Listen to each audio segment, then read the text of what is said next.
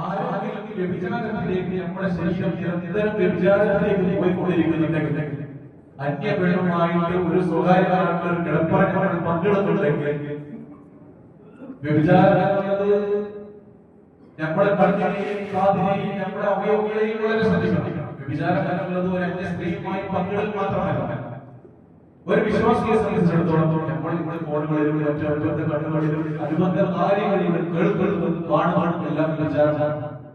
ഇങ്ങനെ ചെയ്താൽ ഇന്നത്തെ പൊതുവെ വളരെ പ്രധാനമായിട്ട് വിശുദ്ധ ഖുർആൻ പറഞ്ഞ ഇവങ്ങളെ കുറിച്ച് പറയുന്നതിൽ തന്നെ പ്രധാനമായിട്ട് പറയുന്നത് ഈ വ്യഭിചാരത്തിലേക്ക് അടങ്ങിക്കൊണ്ടിരിക്കുന്ന ഒരു വിശ്വാസിയെ സംബന്ധിച്ചിടത്തോളം അവനിക്ക് അല്ലാഹു നൽകിയിട്ടുള്ള അല്ലെങ്കിൽ അല്ലാഹു കൂട്ടി നൽകിയിട്ടുള്ള അനുഗ്രഹങ്ങൾ അതേപോലെ തന്നെ അവനിക്ക് അല്ലാഹു നൽകിയിട്ടുള്ള ഭക്ഷണ വിഭവങ്ങൾ ഇങ്ങനെയുള്ള കാര്യങ്ങളൊക്കെ നിരന്തരം സിനയിൽപ്പെട്ടിട്ടുള്ള ആളുകൾ, വിഭജനത്തിൽ പെട്ടിട്ടുള്ള ആളുകൾക്ക് അത് തടയണമെന്ന് വിശുദ്ധ ഖുർആൻ പഠിപ്പിക്കുകയാണ്. അപ്പൊ നമ്മളെ സംബന്ധിച്ചിടത്തോളം തെറ്റുകളിൽ നിന്ന് വിട്ടു നിൽക്കേണ്ടത് അല്ലാഹു നിരോധിച്ച കാര്യമാണ് സിന എന്നത്.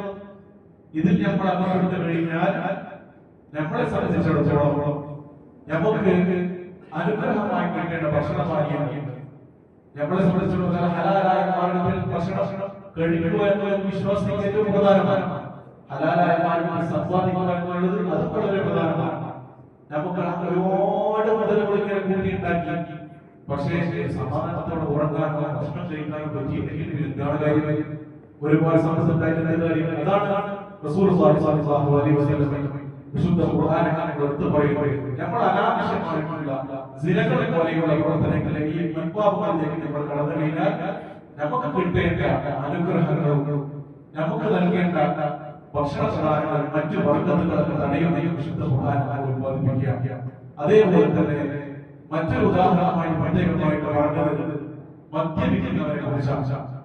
നിരന്തരം ലഹരി പദാർത്ഥങ്ങളെ ഉപയോഗിക്കുന്നവരെ കുറിച്ച് ഇന്നത്തെ ഹുതുബയിൽ വളരെ പ്രധാനമായിട്ട് പറഞ്ഞത് നമ്മളോട് കൽപ്പിച്ചിട്ടുള്ളത് നമ്മൾ അതിലേക്ക് നിരന്തരം അഡിക്റ്റായി കൊണ്ടിരിക്കുന്ന ഒരാളാണെങ്കിൽ, ഒരു സഹോദരിയാവട്ടെ ഒരു സഹോദരനാവട്ടെ ആരാണെങ്കിലും അവർക്ക് അല്ലാഹുവിന്റെ കോപം ഉണ്ടാകുന്നത് ഇന്നത്തെ ഹുതുബയിൽ വളരെ പ്രധാനമായിട്ട് എടുത്തു പറയുകയാണ്. നമുക്കറിയാം നമ്മുടെ നാടുകളിൽ നടന്നുകൊണ്ടിരിക്കുന്ന ലഹരി പോലെയുള്ള കഞ്ചാവ് പോലെയുള്ള പല